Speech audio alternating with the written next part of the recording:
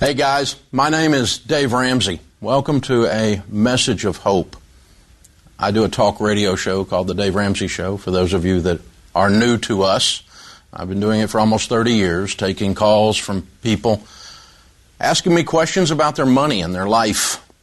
That has evolved into a whole company called Ramsey Solutions, where we talk about all areas of people's lives, and certainly there's a lot going on in our culture right now. With me for this conversation tonight is Rachel Cruze, #1 best-selling author a couple of times over, and a big star on YouTube, is a team member of ours, Ramsey Solutions, Ramsey Personality. She's also my daughter.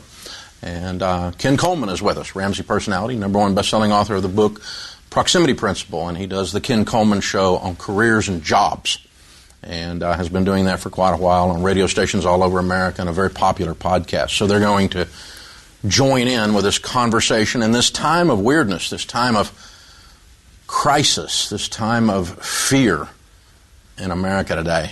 People are really scared. Some are terrified, some are hysterical, some are just concerned, and I don't know which category you fall into tonight. And most of us kind of vacillate among those categories, depending on what we're talking about, whether we're talking about the medical issue with the coronavirus, or we're talking about the corona shutdown and the number of jobs lost and where we are there. It's just a hard time in our culture right now, certainly in the United States and for that matter around the world. So the first thing we want to tell you is this. I'm old, you can tell. I've been there, and we're going to get through this. You're okay. It's going to work out. I was there when Y2K was going to end the world, and it didn't. And businesses went crazy, and jobs were amiss, and the economy was crazy. And I was there after 9/11. Some of you weren't born yet. I understand. But there was a time there that we really worried in America, and we grabbed hands, and we were unified. But the stock market took us on a ride, and the economy took us on a ride. I've been through a couple of flu breakouts of different names, and people were scared. Nothing like this particular virus has scared everyone. But I've watched a lot of people be sick, and it's a sad time in America in that regard. Went through 2007, 2008, and I did 178 media hits in about 7 days in those days, because it was crazy, and I was trying to tell people to calm down, to not cash in everything and not abandon hope. Because if you haven't noticed, there is one thing more contagious than this virus, and it's fear. It's airborne. And people, you don't need, social distancing won't even help. It's coming through your television screen. It's coming through your news feeds on your computer. It's coming from friends and relatives who normally were pretty level-headed people, but are panicked right now, or at least scared, or at a minimum concerned. So just hear me loud and clear.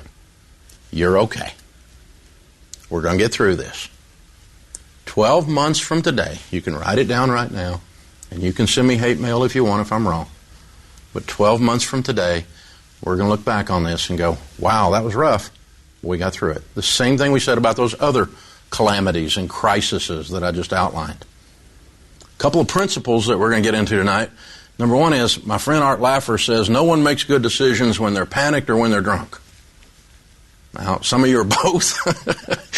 Some of you have chosen one over the other. Some of you are just panicked, or just in a moment in time, just in a 5-minute period of time, you can become panicked and do something that takes years to get your family past the mistake that you make while you're out of control. Your critical thinking skills just dissipate when you're panicked. You've got to calm down. You got to calm down. Our friend, another Ramsey personality, Dr. John Delony, he's a crisis counselor, and he says, when you're in a crisis, facts are your friends. Facts are your friends. And you have to control your input. What is coming into your brain? Is it a continual news feed of fear? Are you watching the news channels 24/7? I got to tell you, there's very few people who have a strong enough spiritual constitution to do that and not cave to the fear. I don't do that. I'm a part of that media. I'm on all those shows, on all those stations. A lot of those people are my friends, but I am not going to sit and feed my brain that all day long. My friend Zig Ziglar used to say when he was alive, he said, every morning I read the Bible, and I read the newspaper. That way I can tell what both sides are doing. So this is real, you guys. You have to control your inputs, and you have to have self-control over your emotions.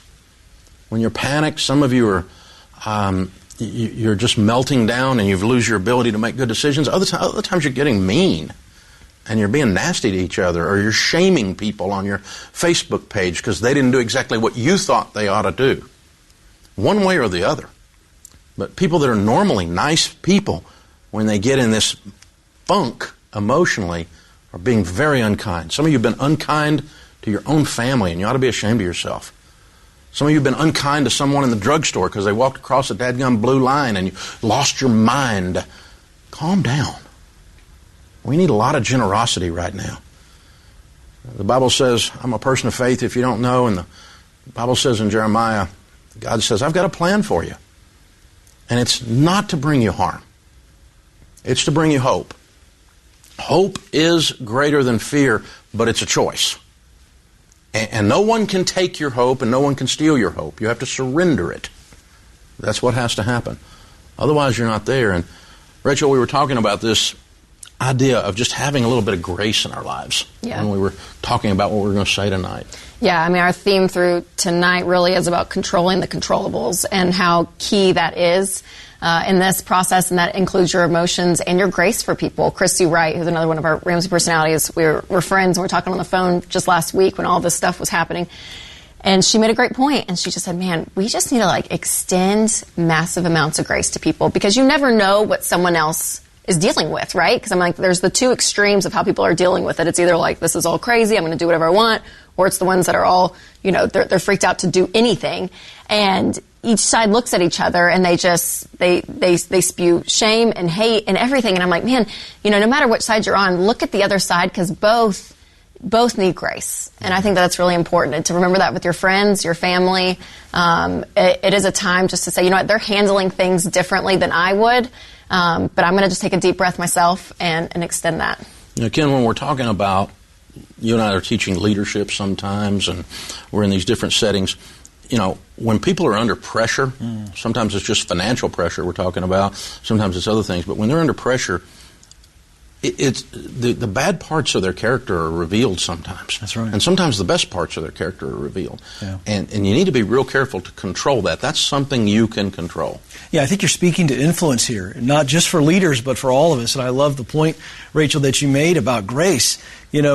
This is a time where, in isolation, when you are around just your friends and family, that they're looking to you to see what your cues are. How are you handling all this uncertainty? How are you handling the bad news? Matthew 5:14, Dave and Rachel says, you are the light of the world. A city set on a hill cannot be hidden. And I think that's a strong challenge to all of us to realize that in that verse we realize that we have the opportunity in uncertainty, you could say dark times, we have the opportunity to be light as individuals, as leaders, and we are all exposed in this. This is not a state crisis.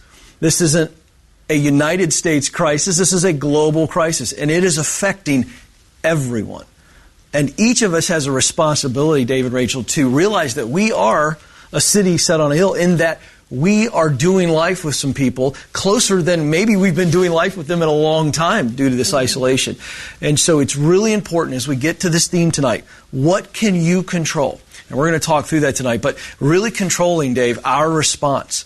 And there's going to be times where we all get squeezed, and it reveals the ugly side of us. And we all have the ugly side, but we can choose in this moment to say, ooh, I don't like that. And I've got to change that, because I am a light and I want to shine in uncertainty. So I think that's a wonderful challenge for all of us right now. That's good. There's so many things going on. I mean, obviously we have a medical crisis going on, and none of us are medical people, so we're not even in a position to address that. But there's a jobs crisis. Millions and millions and millions of people have lost their jobs. That's right. And with that comes a money crisis. So those two things are two things that you can respond to your situation and control the controllables. St. Augustine is quoted as saying, pray like it all depends on God, work like it all depends on you. So there's a portion of this up to God, and there's a portion of this up to you. So this is a time when you have the opportunity to plant, or a time when you have the opportunity to harvest, or a time in your particular situation where you do whichever of those is fine. But you have to control the part you can control. And there are some things you can control, and if you do those, the hope will come and replace the fear.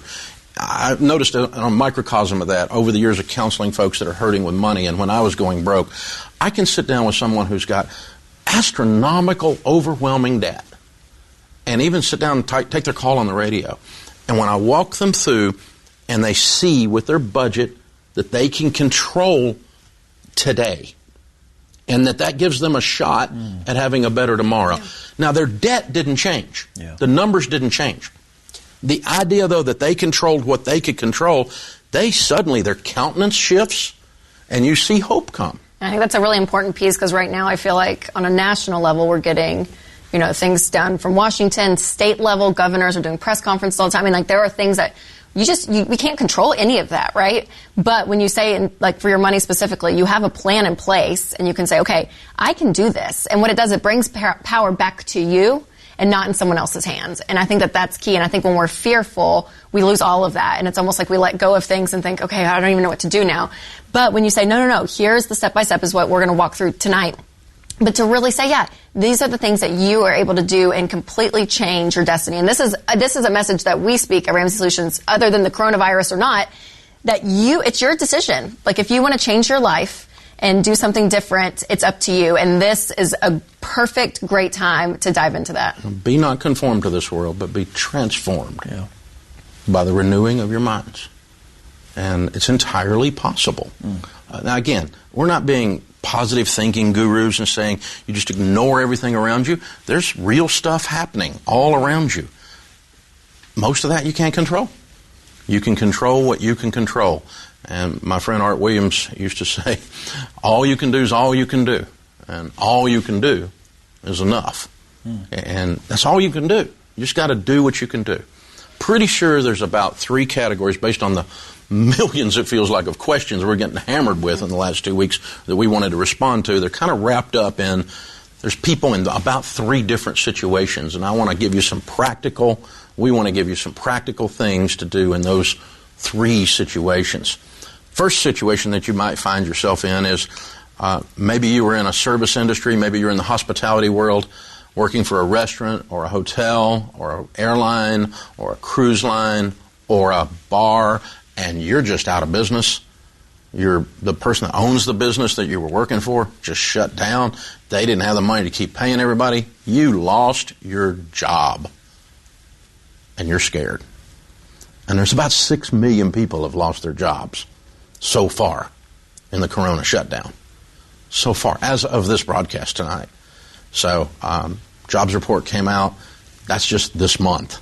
And so what we're tracking, that's the numbers that we're seeing in the real world where we live, out here where people are shut down and they're losing their jobs. If that's you, then when someone's in a crisis and you're in the middle of a crisis, what we want you to do is stop doing anything with money except what we call the 4 walls. You protect the 4 walls of your home. The first thing you do, before you do anything else, is you buy food for your family. Second thing you do is you keep the lights and water on. Third thing you do is pay the rent of the mortgage and keep shelter. And you get the car current and keep the car current and keep gas in the car. Food, shelter, clothing, transportation, and utilities. If you're old like me, we used to have a thing called civics class in the 7th grade, and they taught us the basics of life and the necessities of life. The food, shelter, transportation, and utilities. The necessities. Take care of those. All the other stuff is a monopoly game. You get behind on your student loan, you get behind on your credit card, you get behind on something else for a month or 2 even, until you get turned and get back reemployed or something else is happening, you can survive. But you take care of your household. Well, my credit might get damaged. It might. Well, I might have this happen. It might. But you take care of your house. Take care of your own household first, or you're worse than an unbeliever. Take care of the basics if you're in the middle of a crisis. And there's a lot of peace with that. There is. Because you're not doing other things with money thinking, okay, I'm trying to fund my 401k, I'm trying to do X, Y, or, you're trying to do all these things. and we're giving you permission to stop that, and just to say, and once you see, okay, we can get the rent and mortgage paid, we have the food budget, we have this X, Y, and Z. Okay, we can survive this, right? I mean, it does. It gives you this level of peace because it's a thing you can control. And when the money comes in, that's what you do. But if you've lost your job, Ken, I know you talk about this all the time, but finding work right now, that's another big priority for these people. Well, it's absolutely a priority because if we look at what Dave's talking about, the fundamentals, what do you have to do? And we've shifted from what do you want to do to what do you have to do. And that's a reality for folks. And once you have that confidence, Dave, you talked about it was beautiful as you recounted times you've sat with people and counseled them. And when you've been able to give them, this is what you do today. That's what you said, and I love that. And folks, I hope you heard that, because what we're going to talk about over the next few minutes is all about what you can do, controlling the controls. But Dave, when you did that for folks, and it's what you do on the air, it's what we at Ramsey Solutions do every day, is give people a clear path. And when they know what they can do today, and when you know what you can do today to take care of what matters most, here's what happens. Clarity washes over you. I'm very clear on what I can do today, and more importantly, what I need to do today. And then confidence begins to take over. And that is huge. And that's why what we teach and the clarity of this moment is so powerful. Yeah, don't go into debt. If you're in that situation and you've lost a job, don't go into debt. You don't need to do that. You need to go get work, and Ken's going to talk about that. There's a lot of stuff you can do. He's going to walk you through some of those things. But you may have to tap into savings, but you may not have to. If you just batten down the hatches and say the hurricane's coming, but hurricanes don't last forever. And when it goes by, the sun's going to come out, and we're going to sing that song, and all that stuff, right? And so you're going to be there. You're going to be there, but just take care of your family. There's something emotional happens, but people get crazy, even when we're just coaching them without a coronavirus, when they're just in a crisis, and they stay current on their stupid MasterCard, and their lights get cut off. And it's so illogical, but when we're scared to death, we're not logical. We're panicked. We're not making good decisions. So we're telling you, take care of your four walls if that's your situation. Do those basic things. Pile up cash. And if you get a huge pile of cash and you want to go back to paying some of the other bills before everything goes by, that's okay. That's okay. You can do that. The second group of people, other than the ones that are in the middle of a crisis, is the people that are kind of in the middle. You're doing okay. It's not a problem today, but you're kind of looking over your shoulder like something's getting ready to hit you, like something's coming. I don't know what's coming. And there's really almost within that category, there's almost two kinds of people. There's a person who's, they're working what we call our baby steps. They're working a financial plan, and they're in the middle of baby step 2 or 3, meaning they're getting out of debt or they're saving money or whatever, and they're going along and they go, well, what should I stop that and pile up cash because a storm's coming? Should I stop that? And Rachel, there's kind of two different situations on that. Yeah, for sure. I mean, I would always encourage people, if your income is still coming in, continue to stay current on your debt, pay the minimum payments, and keep going down and attacking the smallest to largest. But if your income completely stops, then that kind of puts you back into category 1 where you say, okay, pay minimum payments on everything and just stockpile cash. But those are really the two main things that I'm seeing and that I'm hearing from people. Yeah, and so, in other words, if, maybe he's a FedEx driver and she's a teacher, that income's stable. So the only thing you're worrying about is what's happening out here somewhere. It's not really happening in your house. You just keep doing your thing, okay? But if you got one of you's a real estate agent and one of you's got a hair salon, both of you are in trouble. Not yet, but if we don't get back to work soon, you're going to have real problems. You probably ought to stop and just pile up cash and get ready. So how stable and predictable is your current income streams? If they're stable and predictable, just keep plugging along. But if they're next to fall or you're afraid they're going to fall, not just vague worry, but facts. Facts are your friends in a crisis, Dr. Delony says. And you just go back to the facts. What are the facts? And the facts are that you're okay if you got 2 stable incomes. Keep plugging along. The facts are, there's a problem. We need to stop and pile up cash. And then the third group that we're running into are the people that have done very well.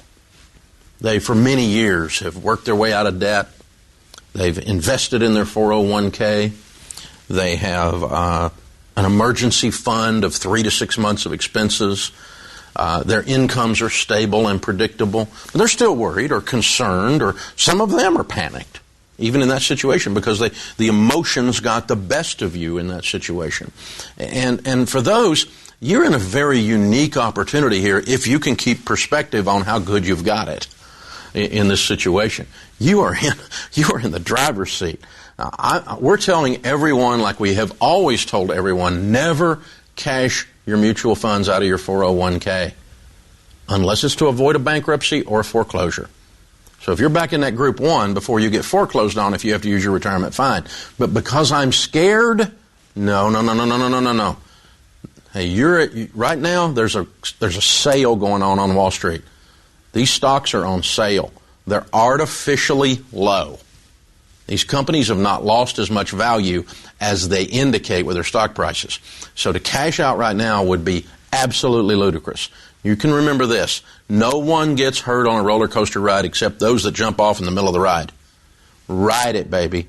I rode it all the way down in 2008 and all the way back out.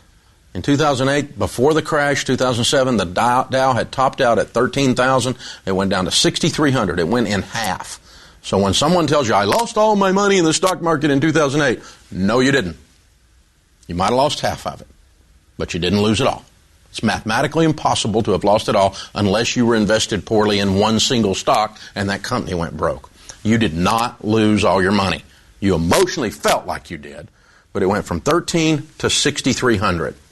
Now, for those of you at home that don't follow the stock market stuff, from 6,300, do you know where it was in January before it started the coronavirus creep, right? It was at 30,000.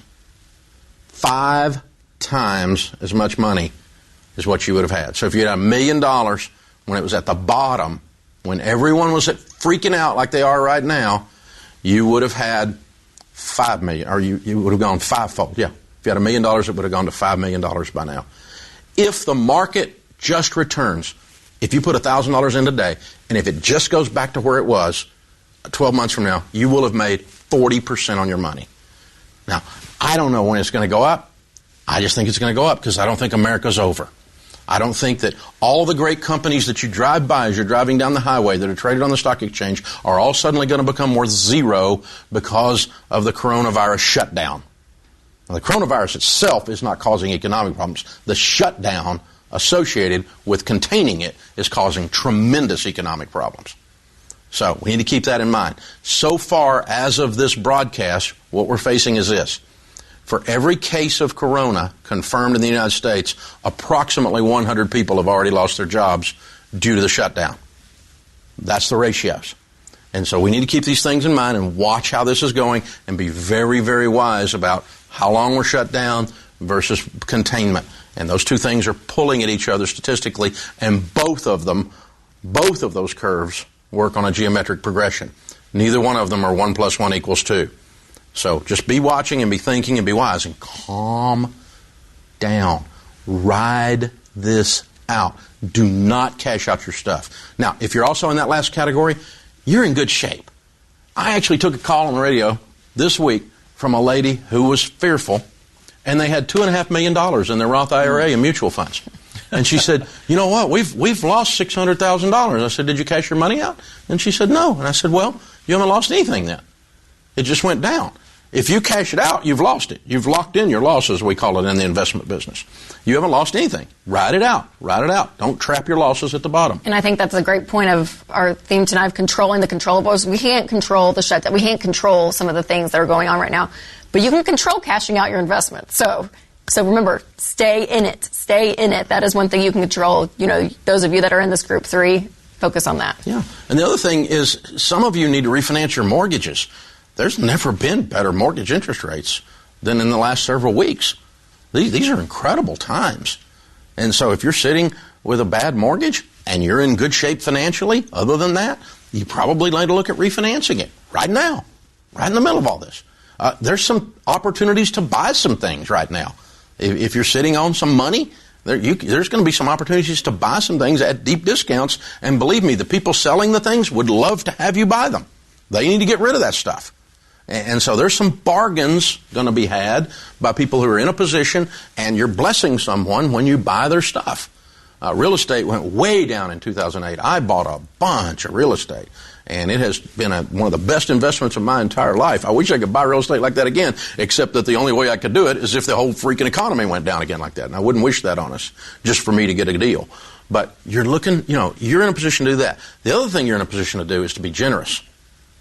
If you're sitting on $2.5 million, instead of fretting about losing $300,000 in your 401k and you're 62 years old, and by the way, her household income was $200,000. And Anthony and I were just laughing at her.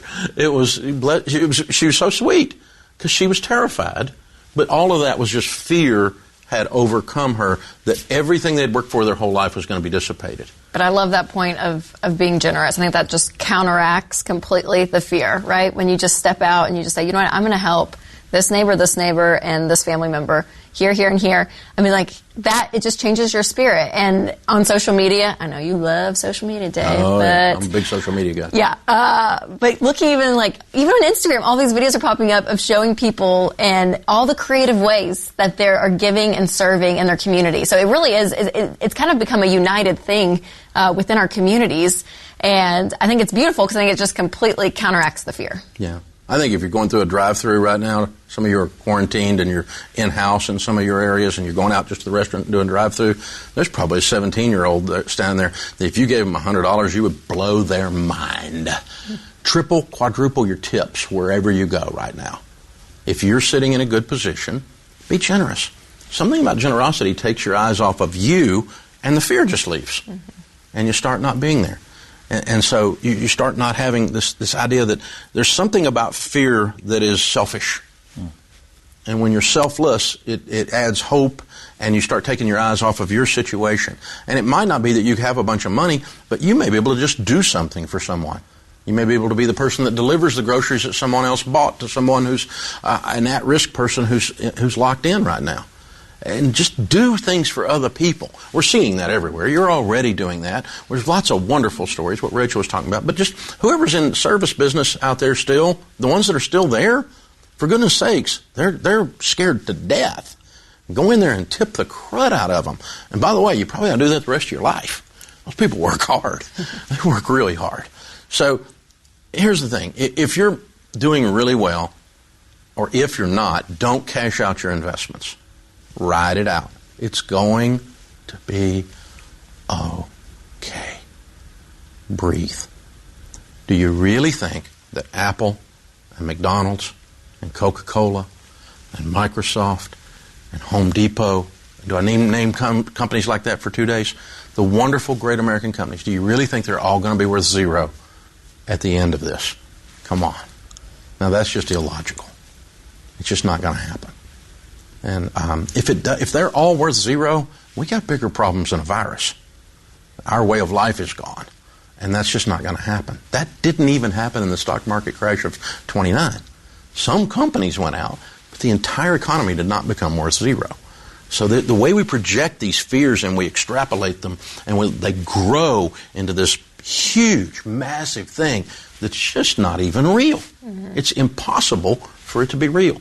And I would say the last thing, kind of wrapping up the whole money section, though, is one thing that you can control, obviously, is the money that is coming in and budgeting. That's one of our huge banners. I feel like at Ramsey Solutions is helping you budget, and that's just being intentional with what every single dollar is going. We have a great budgeting app. Every dollar, I love it, but finding ways for you to be super, super intentional with every single dollar. And that's going to be really important during this time. Like, even my husband Winston and I, we were just talking about the budget this month, and we were looking, and I realized I just got off maternity leave, just had a little boy 5 months ago, and I felt we were a little bit loose with the budget. We still were on it and doing it, but we realized, okay, this motivated us to get even more stricter and figure out where are ways that we can even start to save and look. And so that is one thing you can control, and be intentional. Be intentional with your money and do a budget. Knowing that you've got enough because you wrote it down gives you power. Yeah. It's controlling the controllables. And so, that's how it works. Now, jobs. Yeah. This corona shutdown has affected people. People are afraid it's going to affect them, and the other people are just afraid it's going to affect the overall economy. You're in that sector. That's what you do every day, is help people with their jobs and even with their dreams and with their careers. Yeah. Well, there's really two pandemics that we're facing right now. We've touched on this. Obviously, we have the medical pandemic. But we also have the pandemic of panic.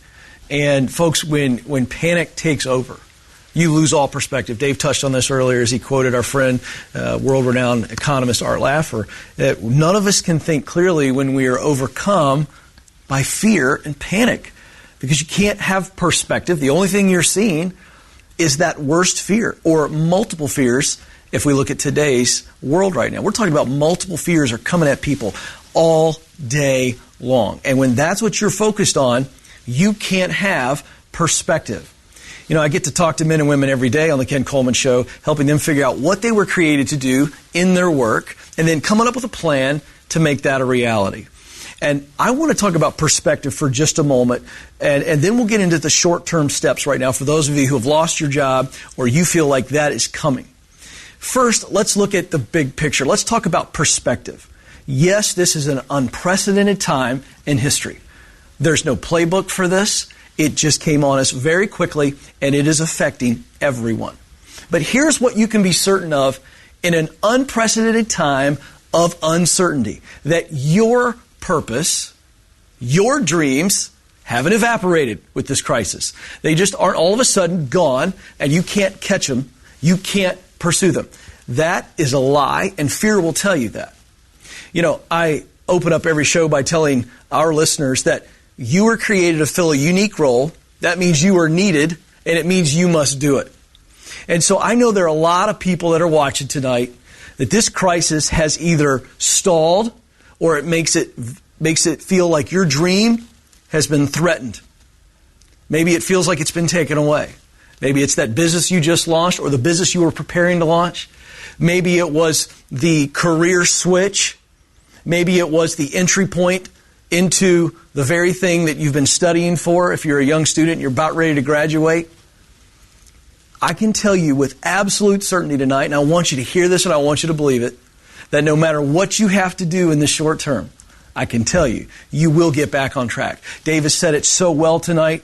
You're going to be okay. We are going to be okay. And I want you to have the mindset right now that no matter what delays have come your way, and all the uncertainty of when can I get back on track, how can I get back on track, I can tell you, you will get back on track. So I want you to know that there's a pause sometimes that life throws at us, and it's just a pause. You know, I remember when DVR first came out, I'm a sports fan, and it changed the game because I could be watching a game, and if I wanted to go get some chips, refill the chips or a soda or whatever, I could press pause, and I didn't miss anything. And I want you to have that sense. I want you to have that peace, that confidence, that clarity, that life has thrown a pause at you, but you're going to get back on track. Let's talk about more perspective. This economic situation right now is an absolute aberration. This is not an economic pattern. I want to remind you with the facts. Dave has quoted our good friend John Delony multiple times tonight, and John's absolutely right. When we are faced with fear, we've got to focus on the facts. What are the facts?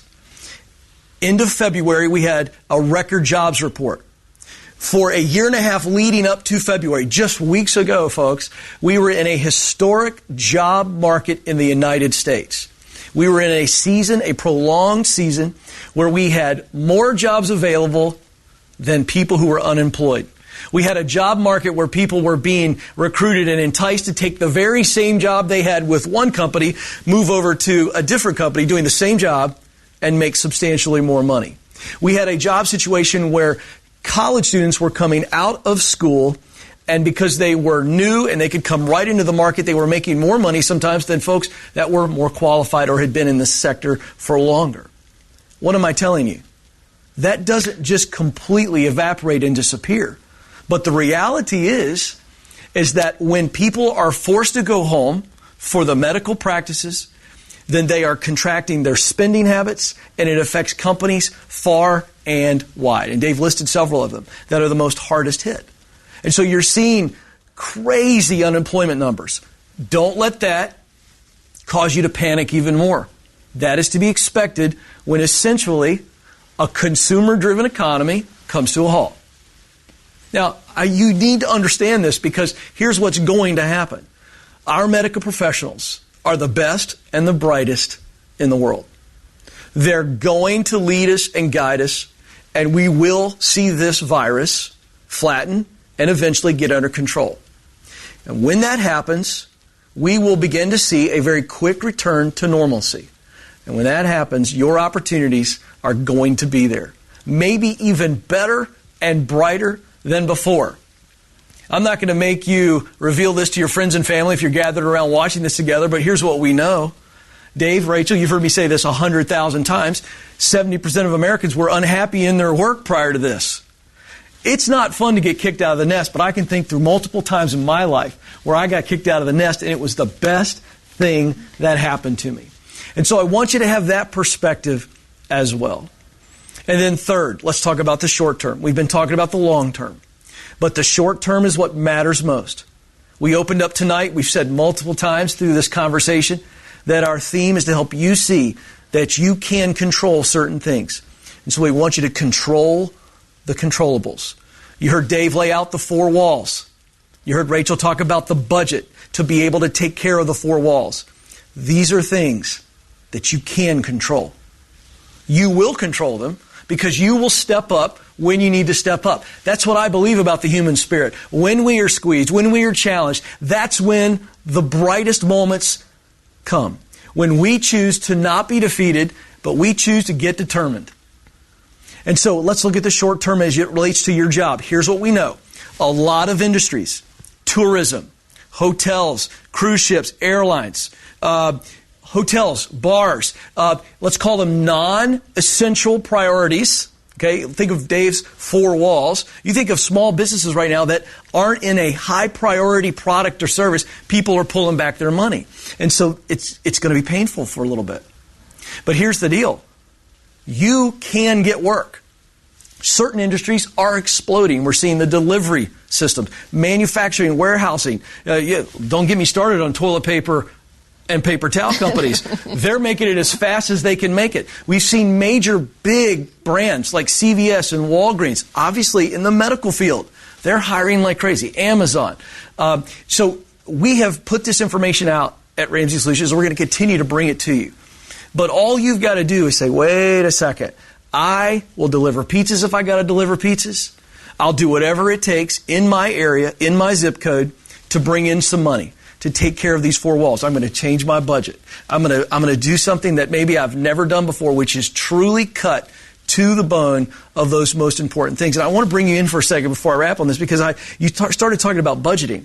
I mean, people can really get way down to the nitty-gritty, and they can begin to see, wait a second, what I've got to cover isn't as much as maybe I thought it was, the true essentials. Yeah, absolutely. I mean, once you get on a budget, everyone says, I feel like I got a raise, right? Because you're just being that intentional. So yeah, the budget is going to be your friend in this whole process if you've lost your job.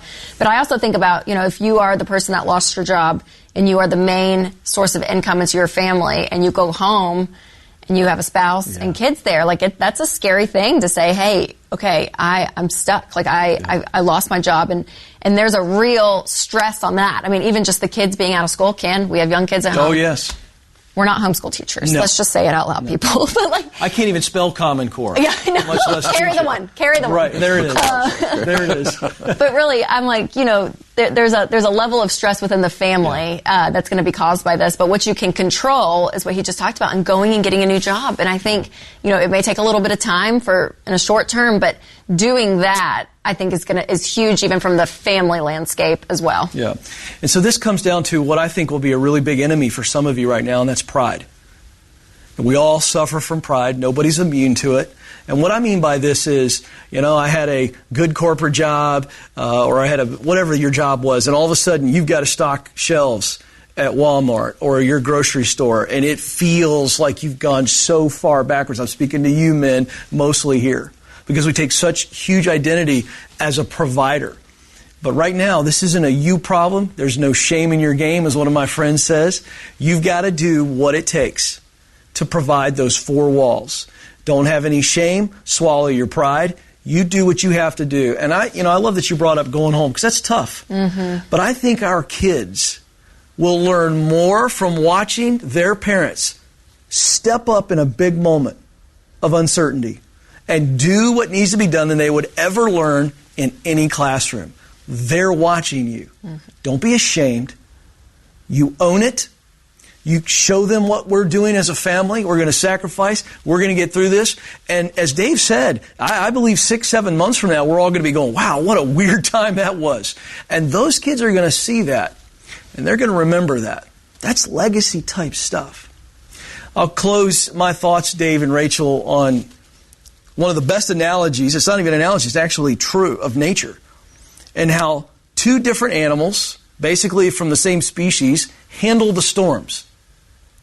So cows, bless the cows, when a storm is coming across the plains or coming across the pasture, they see the storm coming and they act like most humans do. And maybe how some of us act when life throws a storm at us. They start to try to outrun the storm. But the storm overtakes them, Dave. And then because the storm is moving faster than they are, they spend more time in the storm because they're trying to run away from the storm. But I don't know if it's their cousin or what, but the buffalo, these crazy animals, they're out on the plains. They see the storm. They run into the storm. And as a result, the storm's coming to the buffalo and they run into it. And as a result, they get through it quicker. I think you are facing a storm. We are facing a storm. Your business is facing a storm. Our nation is facing a storm. Our world is facing a storm. I think what we're going to share with you tonight will help you take control of what you can control. And I know that you can choose to run into the storm. Be like the buffalo. Run into that storm, and you're going to get through it quicker. Don't run away from it. There's no reason to be afraid of this. We will overcome this together, and Ramsey Solutions is going to be there for you and with you the entire time. So what our takeaways for you guys are tonight is there's at least 3 things that you can control. We've talked about controlling the controllables. That gives you a sense of power, sense of hope, to push fear to the side, panic to the side, hysteria to the side. First thing is you can control your attitude. Yes, you really can. You're not a victim. We didn't allow Ramsey kids, when they were growing up, Rachel or her brother or sister, to say, he made me mad. Nope. You chose to be mad. Now, maybe he was a jerk, and maybe it was an injustice, and maybe most people would be mad when that happened, but no one makes you afraid. No one makes you mad. No one makes you happy. It's a decision. You do control your attitude. And it's a matter of self-control, self-discipline, and the people that control their attitudes do control a lot of the things that happen in your life. No one makes you unkind. The coronavirus has made me be mean to all my neighbors on my Facebook page in my neighborhood. No, you were just being mean. No one made you mean. And you need to stop it. You need to be kind, calm, and generous. Just choose. Facts are your friends. No one controls your attitude. Yeah. Absolutely. Yeah, number 2 is to control your money. I mean, that's a big part of what we do here at Ramsey Solutions is help you with your money. And, man, no matter what category you're in, we kind of walk through the 3 different situations, but no matter where you are, you can control that part. Whether it's the income coming in, the spending that's going out, and so really, really being intentional with that. And so things like doing the budget, it's the banner I wave all the time, but it's true, controlling that. Don't cash out your investments, deciding not to go into debt in these situations. I'm going to call the student loan people and tell them I need a hardship deferral. Both of us have lost our jobs. And honestly, I'm happy that there's going to be a government stimulus, but truthfully, it's not enough to fix your life. If $1,000 fixes your life, you probably didn't have much of a life. And so it's a nice thing, and I'm glad for the politics, and I'm glad for whatever, if it makes everybody feel good up there. But really what happens at your house is more important than what happens in the White House, and it always has been. It always has been. You get to choose how to control the money that is in your sphere. And whether you're in a crisis, in the medium, or whether you're doing well. You get to choose generosity. You get to choose to not take out your investments at exactly the wrong time. You get to choose to not go into debt because you panicked and freaked out because you've been unemployed for 32 seconds before you went and ran up a credit card. The number of times I have coached people on their finances and they say, oh, I lost my job last year and so I'm $45,000 in credit card debt. And when I talk them through it, I figure out that they lost their job for 2 months and they were making $5,000 a month. So that means they needed $10,000 to completely offset their loss of income, and yet they went $45,000 in debt and used the job loss as an emotional rationalization to do stupid stuff. And stupid, when we've been doing stupid stuff and it goes into stress, when stupid is stress tested, it comes up, it shows you as being stupid. Some people have been doing some stupid stuff with money. And right now it's being revealed. Warren Buffett used to say that when the tide goes out, you can tell who was skinny dipping. If the principles you were operating your life on were false principles, and the only reason you were getting away with it was a white-hot economy, now you know that they were false. And now you know the idea of being out of debt, being on a budget, having some savings is a really smart idea. And I'm not saying I told you so. I've done dumber than any of you looking. I went completely broke in my 20s and lost everything because I did stupid stuff in a huge tower of it. And, an economy shift knocked the tower down, and I thought I was a victim. I was a victim of basing my life on wrong principles. I was the little pig with the straw house. And I changed my life. Some of you, this is going to be the opportunity. You change your life. That's right. My Grandpa Ramsey was one of my favorite people on the planet when he was living. And I'll never forget, in the 70s, I was in the backyard with him. We were pulling nails out of boards on a deck we were taking apart.